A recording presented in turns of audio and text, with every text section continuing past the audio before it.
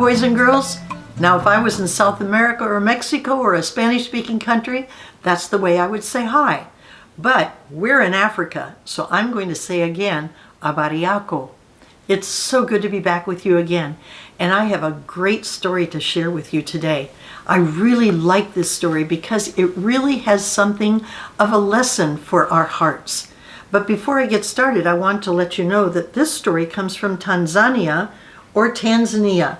And Tanzania is just south of Kenya. And they have a coastline, so they've got a lot of water where they can go fish and do things like that. But Tanzania is right here in Africa, close to the equator. Remember where I told you that they grow a lot of food and it's warm? They have dry and wet seasons. Before I get started with our vocabulary, though, I want to tell you that the name of our story is My Rows and Piles of Coins. And this was written by Tololwa Mollel and illustrated by E.B. Lewis. And again, this book comes from Clarion Books, and they have given us the privilege of sharing this book with you today. So thank you, Clarion, for that. The words that we're going to find in this story today, here's the word Tanzania or Tanzania, depending upon where you're from. Sambusa. This is a triangle-shaped pastry, and in Kenya, we call them samosas. I love these things. They are so good. They're either filled with meat or with vegetables. You can't get any better ones than in Kenya, especially at Valley Light. Piki. I learned this word when I was in Kenya this last year, and this is a motorbike, and they either carry people or they carry heavy loads. Pruned. You may have heard this word when you've been around maybe Dad in the yard or the garden, and that's when they cut back growth on a plant to help it grow better. Plunged. Now that's something that you might have done in a swimming pool. You plunged, you jumped in really quickly. Plunged, you're going to hear it in a different way in this story. This person does not plunge into a swimming pool. And the last word that I'm sharing with you is gaped. Gaped is when you are either you're surprised about something. So you might stand with your mouth wide open because you're so surprised. Now, I brought a clue with me today to give you some idea of what my story is about. I have a box here, and you're going to hear about a box in this story. And not only about a box, but you're going to hear about coins. There are coins in this box, and those coins are very important to this boy. Have you ever wanted something so badly that you've saved for it and tried to be able to get enough money so that you can get it? Well, I want you to listen really closely to this story today because this boy also wanted something very, very desperately, but he didn't want it just for himself. I want you to hear really closely about why he wanted to buy this particular thing. So are you ready to listen really closely? Put those listening ears on and your thinking cap on so that you hear the importance that's in this story. My rows and piles of coins. After a good day at the market, my mother, Yeyo, gave me 5 whole 10-cent coins. I gaped at the money until Yeyo nudged me. Saruni, what are you waiting for? Go and buy yourself something.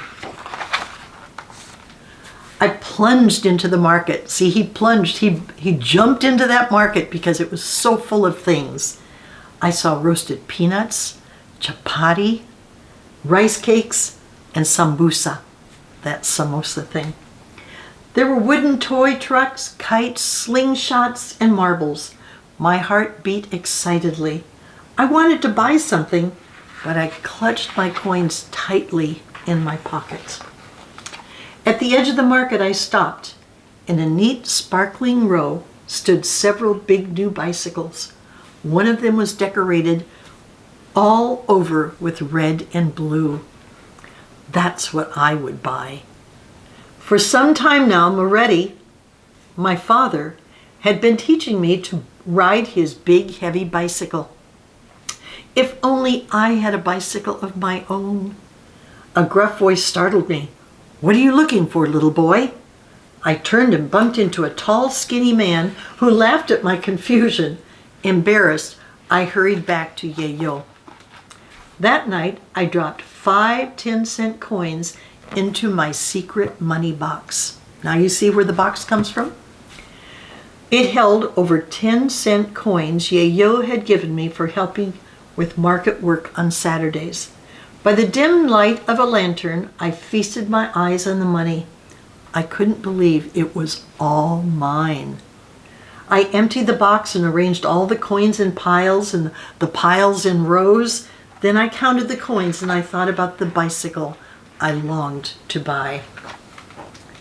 Every day after school, when I wasn't helping Yayo to prepare supper, I asked Morete if I could ride his bicycle. He held the bicycle steady while I rode around, my toes barely touching the pedals. Do you remember one day when you were learning to ride a bike and while your toes could barely touch those pedals? Whenever Morete let go, I wobbled, fell off, or crashed into things and among coffee trees. Other children from the neighborhood had a good laugh watching me. Go on, laugh, I thought, sore but determined. Soon I would be like a cheetah on wheels, racing on errands with my very own bicycle. Saturday after Saturday, we took goods to market piled high on Yayo's head and on my squeaky old wooden wheelbarrow. See that wheelbarrow? We sold dried beans and maize, pumpkins, spinach, bananas, firewood, and eggs. My money box grew heavier. I emptied the box, arranged the coins in piles and the piles in rows. Then I counted the coins and thought about the blue and red bicycle. After several more lessons, Moretti let me ride on my own while he shouted instructions. Eyes up, arms straight, keep pedaling, slow down.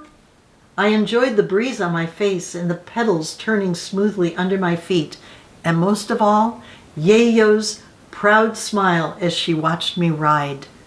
How surprised she would be to see my new bicycle, and how grateful she would be when I used it to help her on market days.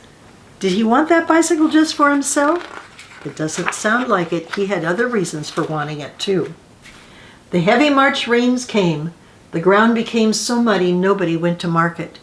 Instead, I helped Yayo with house chores. When it wasn't raining, I helped Moretti on the coffee farm.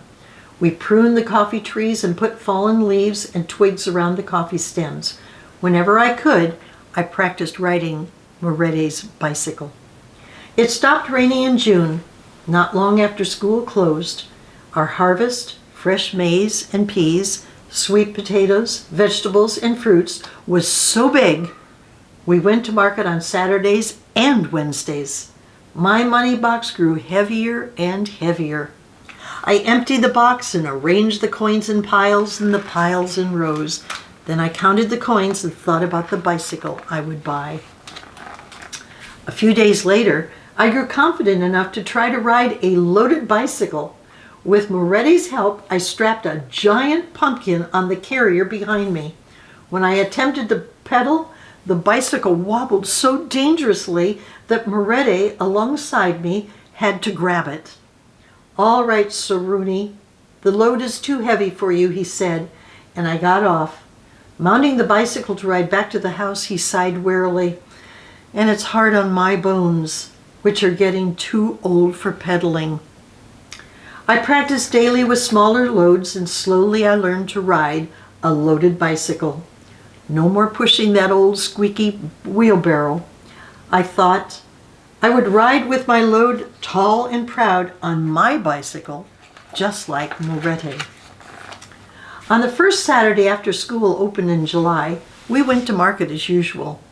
Late in the afternoon, after selling all we had, Yayo sat talking with another trader. I set off into the crowd. I wore an old coat Moretti had handed down to me for chilly July days like today. My precious coins were wrapped in various bundles inside the oversized pockets of the coat.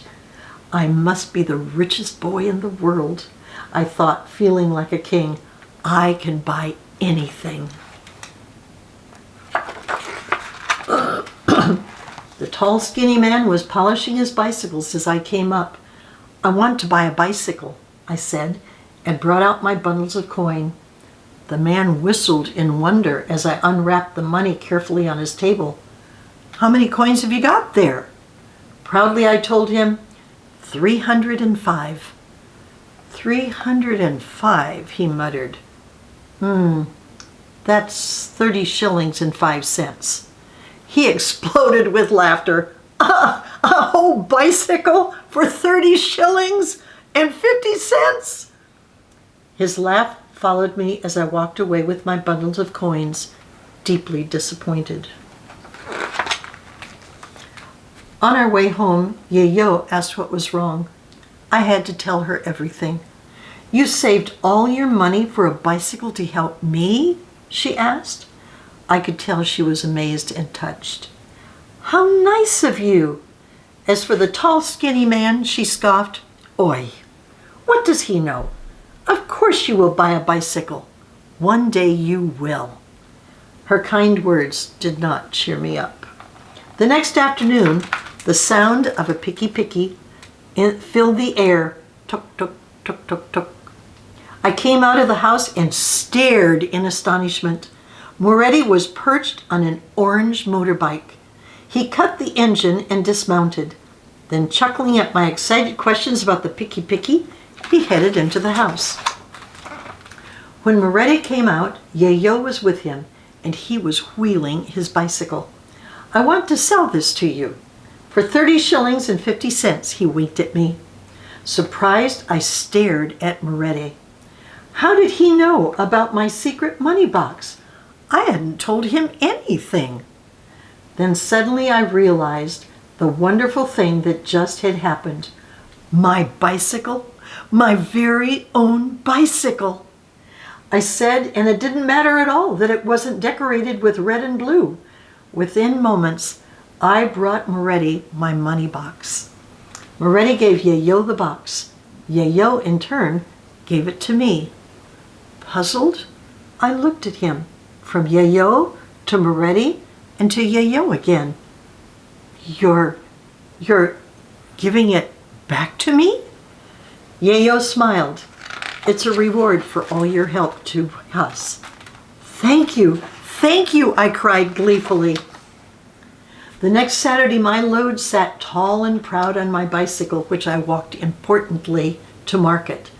I wasn't riding because Yayo couldn't keep up with me.